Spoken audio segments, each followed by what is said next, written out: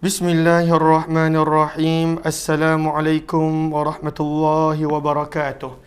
Bismillah, alhamdulillah, wassalatu wassalamu ala habibillah Sayyidina Muhammad ibn Abdillah wa ala alihi wa sahbihi wa mawalah. Subhanaka la ilma lana illa ma 'allamtana innaka antal alimul hakim. ولا حول ولا قوة إلا بالله العلي العظيم. اللهم رب اشرح لنا صدورنا ويسر لنا أمورنا واحلل عقدة من ألسنتنا يفقه أقوالنا. اللهم فكهنا في الدين وعلمنا التأويل. اللهم ألهمنا مراشد أمورنا وأعذنا من شرور أنفسنا برحمتك يا رب العالمين والحمد لله رب العالمين.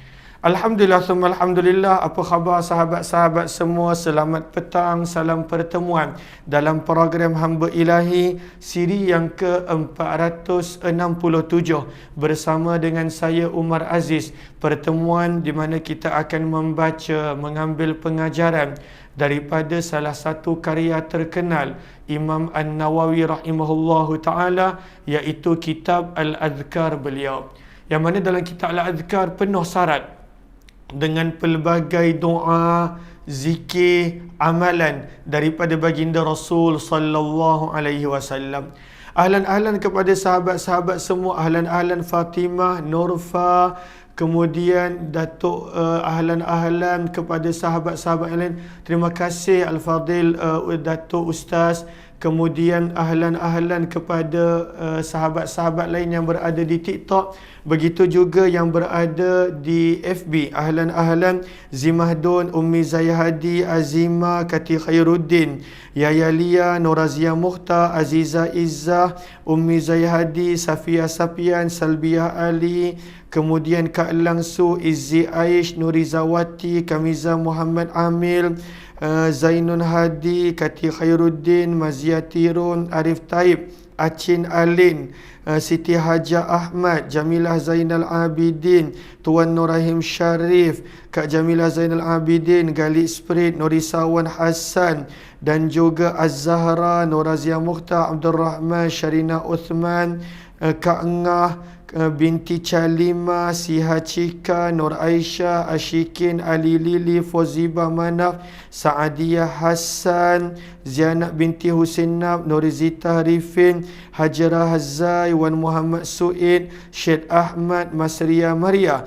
dan juga semua sahabat-sahabat yang lain. Waalaikumsalam Iman Nur. Terima kasih kepada Razila dan Puan Mi serta sahabat-sahabat yang lain.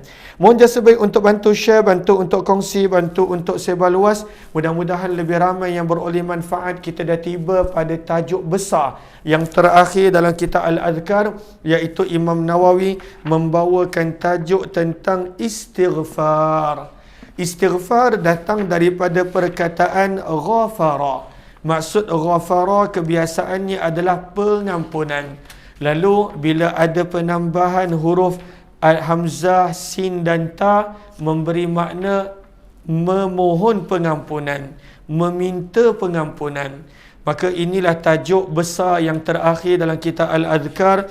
Imam Nawawi bawakan pada muka surat yang ke-650. Kata Imam Nawawi berkenaan tentang istighfar. Namun sebelum kita mulakan, apa kata kita perbetulkan dahulu niat kita.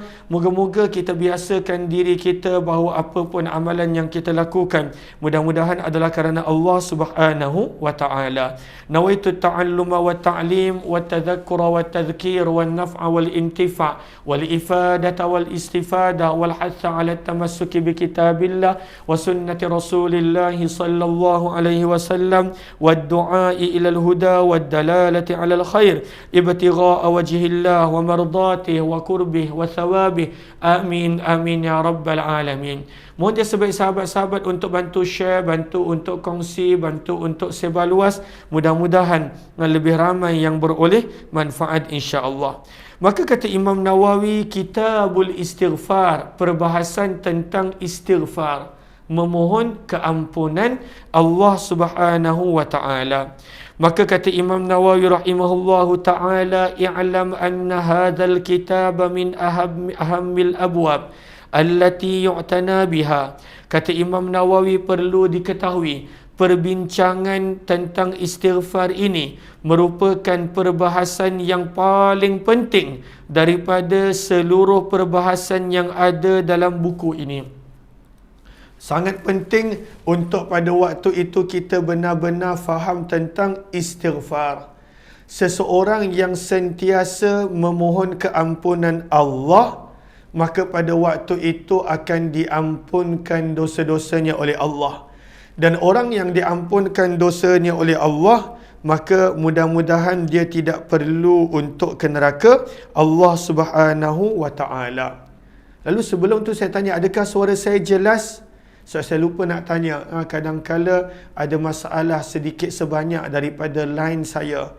Lalu adakah suara saya jelas? Kadang-kala daripada handphone saya pun ada sedikit sebanyak masalah. Lalu so far jelas ke? Kalaulah jelas, mohon seorang dua untuk komen jelas supaya boleh teruskan. Sebab selalunya bila dah mula perkongsian, saya jarang baca komen. Lalu, okey, Kak Langsu kata jelas di FB. Azaz kata jelas. Razila jelas. Aziz di TikTok pun jelas. Terima kasih. Okey. Lalu minta maaf kalau lepas ni saya tak perasan komen-komen. Okey. Maka paling penting adalah kita faham tentang istighfar. Sebab setiap daripada kita ada dosa. Itu bukan saya kata, sabda Nabi SAW. Sabda Nabi, kullu bani Adam khata'. Setiap daripada anak Adam, manusia, ada dosa dia. Sebab kita bukannya pada Nabi yang maksum terpelihara. Namun, Nabi ingatkan juga, wa khairul khata'in at-tawwabun. Sebaik-baik orang yang bila dia dah melakukan dosa, maka hendaklah dia memperbanyakkan taubat, memohon keampunan Allah. Maka kata Imam Nawawi, perbahasan ini yang harus diberikan lebih perhatian dan selalu diamalkan. Istighfar perlu diambil berat. Memohon keampunan Allah perlu diambil berat dan selalu untuk diamalkan, diambil berat tentangnya. Nabi SAW pun setiap hari memohon keampunan Allah. Setiap hari. Wallahi inni la astaghfirullah fil yawm. Sabda Nabi SAW, demi Allah, aku di dalam sehari lebih daripada 70 kali memohon keampunan Allah. Itu Nabi. Nabi nak menjadi contoh kepada umat baginda bahawa perlu untuk kita sentiasa memperbanyakkan permohonan pengampunan kepada Allah. Kata Imam Nawawi rahimahullahu ta'ala, wa qasadtu bi ta'khirihi at-tafa'ul bi an yukhtimallahu al-karim lana bih. Kata Imam Nawawi, sengaja saya mengakhirkan perbahasan kitab dengan tajuk istighfar berlandaskan perasaan positif. Pada waktu itu nak mengambil sikap positif. Moga-moga seperti mana kitab ini berakhir dengan istighfar, semoga Allah menutup perjalanan hidup kita dengan pengampunan. At-tafa'ul. Pada waktu itu bersangka baik. Bersangka baik. Maka ditutup kitab karangan beliau Al-Adhkar dengan istighfar. Kata Imam Nawawi, mudah-mudahan ditutup hidup kita dengan istighfar, dengan pengampunan juga. Maka sebab itu Imam Nawawi bawakan istighfar pada tajuk yang paling akhir, pada tajuk yang paling hujung. Mudah-mudahan penghujung hidup kita yang kita tak tahu bila. Mungkin saya pergi dulu, mungkin ada di antara tuan-tuan pergi dulu. Ada pernah beberapa orang saya dimaklumkan daripada yang pernah join kita semenjak daripada saya mula kerap buat live daripada awal tahun 2020, semenjak daripada COVID. Ada beberapa orang saya dah dimaklumkan yang mana Umar, orang ni dah pergi. Dia selalu join live. Dah pergi. Ada seorang dua tak silap. Dan kita pun tak tahu bila giliran kita. Tetapi harapannya adalah bila kita pergi tinggalkan dunia ini, Allah ampunkan kita. Itu kata Imam Nawawi. Kata Imam Nawawi rahimahullah ta'ala, nas'aluhu dhalika wasaira wujuhil khair li wa li ahibbai wasairil muslimin. Amin. Ini adalah akhlak yang patut kita contohi, sentiasa mendoakan untuk orang lain. Kata Imam Nawawi, kami memohon kepada Allah akan hal tersebut, dalam kurungan iaitu pengampunan. Kami memohon kepada Allah pengampunan dan seluruh bentuk kebaikan bagi diri saya, kata Imam Nawawi, secara peribadi, dan juga untuk orang-orang yang saya cintai dan untuk seluruh umat Islam. Amin, amin ya rabbal alamin. Lalu Imam Nawawi mendoakan kita, semoga Allah kurniakan pengampunan untuk kita. Maka dibawakan banyak ayat Al-Quran berkenaan tentang pentingnya istighfar, berkenaan tentang pentingnya memohon keampunan Allah. Istighfar maksudnya memohon keampunan. Ghafara, ghufran, maghfirah memberi makna pengampunan. Istighfar memberi makna memohon pengampunan, meminta pengampunan Allah. Maka ayat yang pertama kita boleh lihat, kepada yang ada buku, yang tak ada buku, boleh jadikan catatan sebagai rujukan, boleh buka Al-Quran, surah Ghafir, ayat yang ke-55. Surah Ghafir, ayat yang ke-55. Lalu surah yang ke-40, ayat yang ke-55. Surah yang ke-40, Ghafir, ayat yang ke-55. Maka firman Allah Subhanahu wa taala, wastaghfir li dhanbika walil mu'minina wastaghfir li dhanbika wasabbih bihamdi rabbika bil 'ashyi wal ibkar. Firman Allah, wastaghfir, dan mohonlah keampunan. Untuk apa kita nak minta ampun? Li dhanbika, untuk kesalahan dan dosa kamu, minta pengampunan. Jangan pula bila kita buat dosa, kita semakin jauh daripada Tuhan. Tak ada orang yang tidak ada buat dosa. Setiap daripada manusia, sabda Nabi, ada buat dosa. Illa masya Allah, kecuali orang-orang yang Allah pelihara dan jaga. Lalu bila buat dosa, jangan pula kita menjauh daripada Tuhan. Bila kita buat dosa, jangan pula kita menjarakkan diri daripada Allah. Bila buat dosa, apa yang patut kita buat? Surah 40 ayat 55, firman Allah, wastaghfir li dzambik, dan mohonlah keampunan Allah. Untuk apa? Li dzambik, untuk dosa-dosa kamu. Dan bukan sekadar mohon keampunan, wasabbih, dan banyakkanlah bertasbih. Jadi kenapa kena banyakkan bertasbih? Sebab selalunya manusia buat dosa disebabkan hatinya leka, hatinya lalai dan alpa. Hatinya pada waktu itu lalai, terlupa, maka manusia melakukan maksiat dan dosa.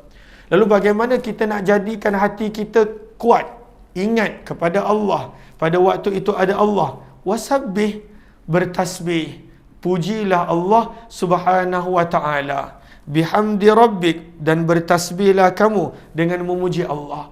Maka Allah suruh kita beristighfar untuk dosa yang kita telah laku, dan Allah suruh kita bertasbih, berzikir, memuji Allah, agar pada masa akan datang kurang kita melakukan dosa. Sebab dosa pada waktu itu disebabkan hati kita, iman kita pada waktu itu, dalaman kita.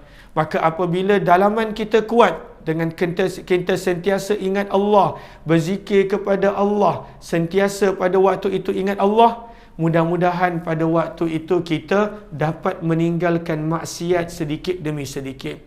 Dan bilakah waktu yang paling baik untuk ingat Allah, untuk istighfar?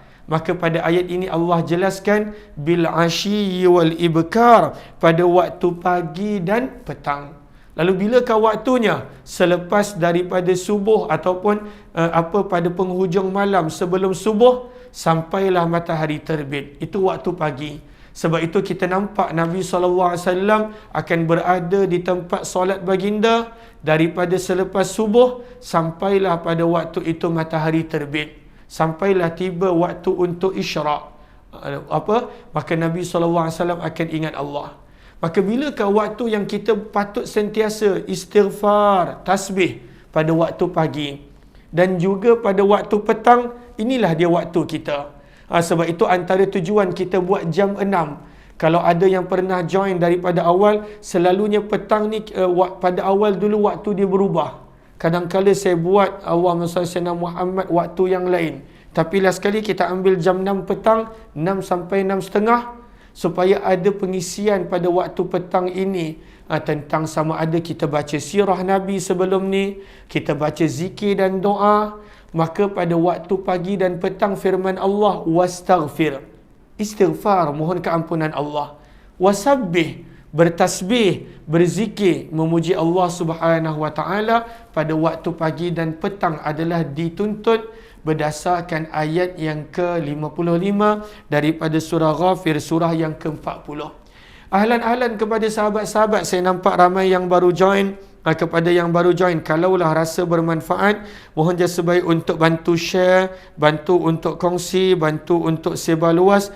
Mudah-mudahan lebih ramai yang beroleh manfaat. Ayat yang seterusnya, lalu pada ayat yang pertama kita belajar Allah suruh kita memperbanyakkan memohon keampunan. Allah suruh kita untuk meninggalkan maksiat pada waktu itu dengan banyak bertasbih mengingati Allah, supaya pada waktu itu hati kita tidak lalai dan leka. Dan yang ketiga, Allah suruh kita bertasbih dan beristighfar pada waktu pagi dan petang. Itu ayat yang ke-55 daripada surah yang ke-40.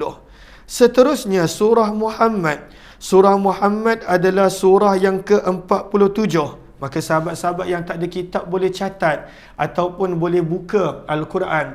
Maka surah yang ke-47, surah Muhammad, ayat yang ke-19. Surah yang ke-47 Muhammad, ayat yang ke-19. Ahlan-ahlan kepada yang baru join. Ahlan-ahlan Mira Harun, Nur Hazan. Kemudian ahlan-ahlan Kuruno ke apa saya sebut. Begitu juga di FB, ramai yang baru join. Ahlan-ahlan Tuan Nur Rahim, Sabda Edi, Muhammad Naim dan juga semua sahabat-sahabat yang lain. Maka jom kita lihat apakah pengajaran yang kita boleh ambil daripada ayat yang ke-19 surah yang ke-47 Muhammad. Firman Allah pada ayat ini, Imam Nawawi bawakan nak menunjukkan wastaghfir lidzambika walil mu'minina wal mu'minat. Pengajaran ni ada pada perkataan walil mu'minina wal mu'minat, dan mohonlah pengampunan Allah. Kenapa kita nak mohon pengampunan Allah? Lidzambika, terhadap dosa-dosa yang kita lakukan. Setiap daripada kita ada kekurangan. Lalu kenapa dibawakan ayat ini? Bukankah ayat ini lebih kurang sama dengan ayat yang ke-55 sebelum ini? Maka tidak. Ayat ini ada peringatan yang berbeza. Apakah dia? Walil mu'minina wal mu'minat. Bila kita beristighfar, bila kita mohon pengampunan, minta juga pengampunan untuk orang-orang beriman lelaki dan perempuan. Lalu bila kita istighfar, maka pada waktu itu minta juga pengampunan untuk orang lain. Kan kita pernah belajar pada riwayat yang ke-1100, Allahumma salli ala sayyidina Muhammad, 1193. Antara doa yang mustajab adalah kita mendoakan untuk orang lain bizahril ghaib, dalam keadaan dia tak tahu. Maka untuk Allah terima permohonan pengampunan kita, kita minta pengampunan untuk orang lain. Moga Allah ampunkan orang lain. Maka ayat yang ke-19 daripada surah 47 Muhammad ini nak mengajar kepada kita pentingnya wastaghfir li dzambik, memohon keampunan. Tapi bukan sekadar untuk diri kita, bukan sekadar untuk kesilapan kita, belajar untuk mohon pengampunan untuk orang lain juga. Sebab itu dalam doa kita, apa yang kita baca? Rabbighfirli wali walidayya, untuk ibu bapa dan sebagainya, walil muslimina wal muslimat wal mu'minina wal mu'minat. Ataupun kalau kita istighfar, astaghfirullahalazim li waliwalidayya walil mu'minina wal mu'minat. Ya Allah, aku memohon keampunanku untuk diriku, kedua ibu bapaku, dan untuk seluruh orang beriman lelaki dan perempuan.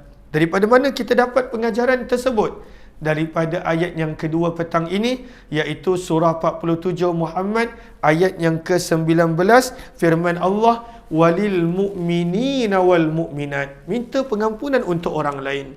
Lagi banyak kita mendoakan untuk orang, lagi banyak doa kita akan menjadi mustajab. Lagi banyak malaikat akan berkata, amin, semoga Allah terima doa kamu, walaka bimithlih, dan untuk kamu doa yang sama. Lalu sebab itu Imam Nawawi bawakan ayat ini untuk menggalakkan kita beristighfar, memohon keampunan untuk seluruh umat Islam, mukminin dan mukminat.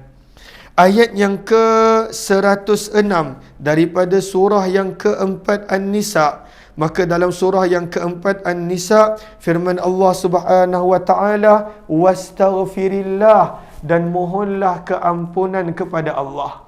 Kenapa kita nak minta keampunan kepada Allah? Innallaha kana ghafurar rahima, kerana Allah pasti Maha Pengampun. Kenapa Allah Maha Pengampun? Rahima, kerana Allah sangat-sangat sayangkan kita. Lalu dibawa ayat yang ke-106 daripada surah yang keempat An-Nisa, Imam Nawawi nak mengingatkan kita daripada ayat ini, ya, kita mohon keampunan kerana kita ada dosa. Itu sama pada dua ayat yang kita baca sebelum ni. Kita minta pengampunan, dalam masa yang sama kita banyakkan juga zikir supaya kita boleh tinggalkan maksiat-maksiat yang kadang-kala kita rasa susah nak tinggalkan. Kemudian kita juga digalakkan untuk memperbanyakkan istighfar dan zikir pada waktu pagi dan petang. Yang keempat, bukan sekadar mohon keampunan untuk diri sendiri sahaja. Pada ayat yang kedua yang kita belajar tadi, walil mu'minina wal mu'minat, untuk orang beriman yang lain semuanya. Yang kelima dibawakan surah An-Nisa, surah yang keempat, adalah kenapa kita nak takut, kita nak menjarakkan diri daripada Allah. Kita pada waktu itu malu nak minta pengampunan Allah. Padahal pada ayat yang ke-106 surah 4 ini Allah ingatkan, innallaha kana ghafura. Bukankah Allah tu memang Maha Pengampun? Dan kenapa Allah Maha Pengampun? Rahima, kerana Allah sangat-sangat sayangkan kita. Dan kalau kita lengah-lengahkan taubat pun, adakah ada jaminan pada waktu itu kita akan taubat kemudian? Kena ingat sahabat-sahabat, kesedaran yang kita buat silap, kekesalan yang kita buat silap, perasaan itu dia tidak berterusan dan berkekalan. Syaitan akan hilangkan perasaan tersebut. Kan kadang-kala bila kita buat sesuatu kesilapan, bila kita buat sesuatu dosa dan kemaksiatan, datang pada waktu tu perasaan menyesal. Ya, datang je begitu, terus taubat.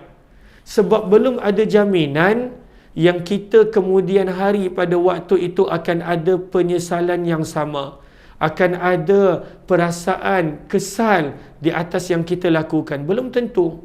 Dan bila tak ada penyesalan, macam mana kita nak bertaubat? Dan yang kedua, kita kena ingat, kalaulah kita lengah-lengahkan taubat, belum tentu usia kita panjang. Belum tentu pada waktu itu masa kita panjang. Kita nak lengah-lengahkan taubat, nak taubat kemudian, tiba-tiba kematian menjadi penghalang. Kematian tiba lebih awal. Maka sebab itu perlu untuk segera bertaubat. Kenapa? Lagi-lagi Allah ingatkan, innallaha kana ghafura. Sesungguhnya Allah itu adalah Maha Pengampun. Kenapa Allah Maha Pengampun? Rahimah, kerana Allah memang sayangkan kita. Ahlan-ahlan kepada sahabat-sahabat yang baru join, Masya Allah ramai yang baru join. Mohon jasa baik untuk bantu share, bantu untuk kongsi, bantu untuk sebar luas. Mudah-mudahan lebih ramai yang beroleh manfaat insya-Allah. Ayat yang seterusnya nak menerangkan kepada kita sifat hamba. Sifat hamba, sifat ahli syurga, mereka ini memang banyak beristighfar.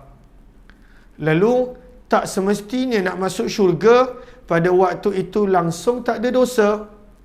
Sebab Nabi dah sebut manusia memang banyak melakukan dosa, khata', kullu bani Adam khata'. Tetapi yang pastinya adalah kebanyakan orang yang masuk syurga kerana dia banyak meminta pengampunan Allah. Lalu Allah ampunkan dia. Apakah dalilnya? Ayat ni panjang sedikit. Kita baca dia punya terjemahan. Firman Allah, muka surat 651, surah yang ketiga, ayat 15 hingga 17. Surah yang ketiga Ali Imran ayat 15 hingga 17. Firman Allah, "Qul a'unabbi'ukum bi khairin min dzalikum." Katakanlah wahai Muhammad, mahukah aku khabarkan kepada kamu akan yang lebih baik daripada semua itu? Semua itu maksudnya adalah perhiasan-perhiasan dunia. Apakah yang lebih baik daripada perhiasan dunia? Firman Allah, "Lilladzina taqaw 'inda rabbihim jannat." Untuk orang-orang yang bertakwa disediakan di sisi Tuhan mereka pada waktu itu beberapa syurga. Maka ada orang yang dia ada banyak syurga. Dia ada pada waktu itu beberapa syurga. Bagaimanakah sebahagian kecil daripada gambaran syurga? Kita tak boleh nak bayangkan syurga. Sabda Nabi, "Mala 'ainun ra'at." Syurga ni mata tak pernah nampak. Wala udhunun sami'at, telinga tak pernah dengar keindahan dia. Wala khatara ala qalbi bashar, hati pun tak pernah boleh terlintas dan fikir tentang syurga. Maka bagaimanakah gambaran syurga? Jannatun tajri min tahtihal anhar, syurga mengalir di bawahnya sungai-sungai. Kan indah kalaulah kita dapat duduk tepi sungai. Orang sanggup bayar untuk bercuti dekat tepi sungai, kerana ianya membawa ketenangan. Dan orang yang masuk syurga ini, mereka akan kekal di dalamnya. Dan disediakan juga pada waktu itu dalam syurga pasangan-pasangan, isteri-isteri yang suci bersih, dan beroleh pula mereka keredaan daripada Allah. Dapat syurga, dapat pasangan isteri, dan juga dapat keredaan Allah. Allah sebut pada hujung ayat yang ke-15, "Wallahu basirum bil ibad." Dan ingatlah Allah sentiasa melihat akan perbuatan hamba-Nya. Sebab Allah akan balas berdasarkan perbuatan yang kita lakukan. Maka Allah ceritakan sifat-sifat ahli syurga, sifat-sifat hamba ini. Apakah sifat mereka? Ayat yang ke-16, iaitu orang-orang yang berdoa dengan berkata, Rabbana innana amanna. Wahai Tuhan kami, sesungguhnya kami telah beriman. Faghfir lana dhunubana. Oleh itu ampunkanlah dosa-dosa kami. Ini dia punya tajuk bab yang kita sedang baca. Antara sifat ahli syurga, mereka bila berdoa, mereka berdoa memohon keampunan. Lalu Allah ampunkan mereka. Maka mohonlah keampunan. Dan mereka ini minta, ya Allah, peliharalah kami daripada azab neraka. Ayat yang ke-17 diulang lagi. Firman Allah, dan juga orang-orang yang sabar dalam menjunjung perintah Allah, orang-orang yang benar perkataan hatinya, dan orang-orang yang sentiasa taat akan perintah Allah, dan orang-orang yang membelanjakan hartanya pada jalan Allah. Ini sifat-sifat ahli syurga dan sifat-sifat hamba. Dan kemudian di hujung ayat 17 kita nampak, dan orang-orang yang beristighfar pada waktu sahur, pada waktu penghujung malam. Maka apa pengajaran yang kita boleh dapat daripada ayat yang ke-17 surah yang ketiga Ali Imran? Bahawa antara waktu yang terbaik untuk memohon keampunan adalah bil ashar, pada waktu sahur, iaitu pada penghujung malam. Itu adalah waktu yang baik untuk memohon keampunan. Bahkan dalam hadis pun Allah menyeru, hal min mustaghfirin, ada tak orang yang nak meminta pengampunan, akan aku kurniakan pengampunan. Maka Imam Nawawi bawakan ayat yang ke-17 daripada surah yang ketiga Ali Imran. Satu, nak menggambarkan inilah sifat ahli syurga.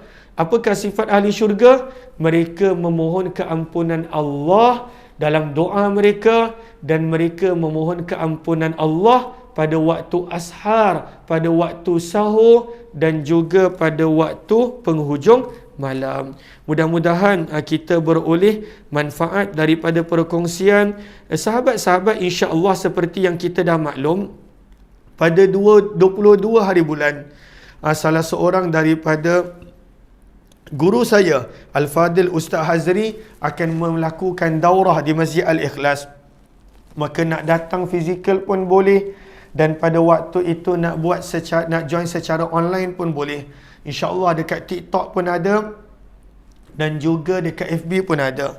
Lalu Ustaz Hazri dia dah serahkan kepada saya 100 buku, yang mana kalaulah insya-Allah sahabat-sahabat yang nak join daurah dengan kita amat baik, harga buku ini 38 termasuk postage berkenaan sempena bulan kelahiran baginda, 6 aspek utama dalam nak mengenali Rasulullah.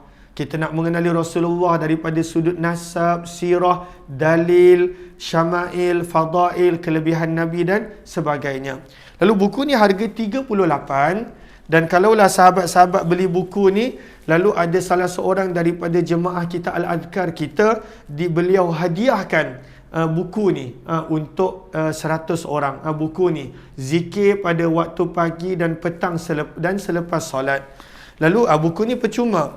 Lalu kepada sahabat-sahabat yang nak beli buku ni, boleh maklumkan awal supaya saya boleh postkan dalam minggu ni.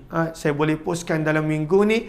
Nanti pada 22 hari bulan Sabtu dah dapat kitab, boleh join daurah sama ada secara fizikal ataupun secara online. Terpulang. Dan kalaulah ada yang nak infakkan untuk diberikan kepada pelajar-pelajar madrasah pun dialu-alukan RM38 termasuk postage untuk diberikan kepada madrasah-madrasah dan sebagainya. Postage ke Singapura berapa? Saya perlu cek dulu. Saya pun tak hafal. Dah lama dah saya tak buat postage buku dan sebagainya. Saya cek dulu sebab buku ni tak tebal. Nanti saya akan maklumkan kepada Kak Safiyah. Lalu kepada sahabat-sahabat yang ingin untuk mendapatkannya, kalau di FB maka boleh tekan link yang berada di ruang komen. Yang di TikTok nanti saya lihat bagaimana kalau saya boleh masukkan dalam TikTok Shop ataupun lain-lain. Okey, mudah-mudahan bermanfaat. Kita jumpa lagi insya-Allah. Saya ingat maghrib ni saya lapang. Maghrib ni kita baca Syama'il. Jam 2 tadi saya minta maaf, badan lesu sangat tak larat, saya tak sempat buat. Selepas maghrib insya-Allah ada pembacaan kitab Syama'il, lebih kurang jam 7.45 insya-Allah. Jam 7.45 ada kitab Syama'il insya-Allah buat yang dah biasa join menceritakan tentang Nabi. Mudah-mudahan bermanfaat. Jumpa lagi insya-Allah. Kepada yang nak beli ataupun yang nak infak, nak taja, boleh tekan link yang berada di ruang komen. Buku karangan Ustaz Hazri, kepada yang dah biasa, banyak kali kita khatam kitab dengan Ustaz Hazri. Mudah-mudahan bermanfaat. Wabillahi taufiq wal hidayah. Assalamualaikum warahmatullahi wabarakatuh. Jumpa lagi insya-Allah.